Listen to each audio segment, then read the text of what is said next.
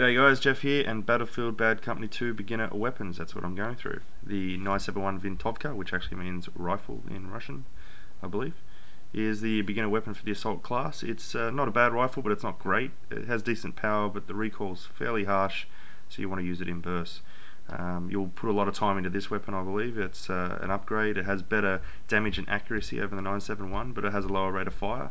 It is susceptible to recoil, but it's a good gun. Under SMGs, the Aftermath is the default primary for Engineer, but it's fairly anemic due to its short range and smaller round clip, but it is usable and it's great for close quarters in defending stations.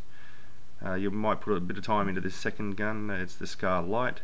It's not the best in the submachine gun classes, but it is better than the Aftermath, so use this as soon as possible. The PKM is the introductory weapon for the Medics kit. It gets the job done. It should serve you well, but there are better guns again. Moving on. It's fairly balanced, has decent damage output, but make sure you just go to safety to reload because it takes a long time. This is a nice upgrade over the PKM. It has a larger magazine, I think it has 200 rounds, and it has a much higher rate of fire. On to sniper rifles, and yes, I actually snipe in this game. The M24 is one of the very best rifles available in my opinion. You have to reload after each shot and retract your sight, which means you could lose track of a target.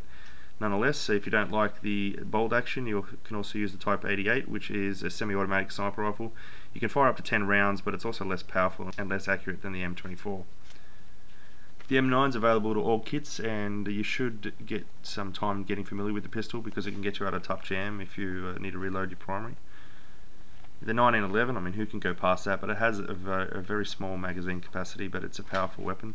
And if you like to shoot a lot with the pistol as your secondary, you probably want to run the 443 because it has a larger magazine capacity than the M9 and can shoot faster.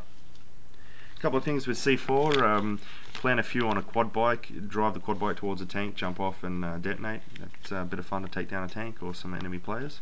You can also run them over, obviously, if you're new to the Battlefield series. Just a couple of things on specialization. The Marksman's assault rifle, all the marksman perks, or specializations I should say, they only work with the primary iron sight of the weapon, not with red dot or scopes, so you need to be aware of that. Also, when you're running vehicle selects, they do not stack on each other, so if you have multiple people in a vehicle and you're both running armor, you only get the one armor upgrade. But if someone's running armor and say warhead, then they actually both work on that same tank, so that's actually useful. So you might want to pick your specializations with your squad beforehand. Also, if you run the alternate fire, you've probably already seen this or seen someone do it to you. You can also have both Hellfire and machine gun mounted on the UAVs, as well as some other alternate weapon fires on tanks, so give that a go as well. Anyway guys, till next time, see ya.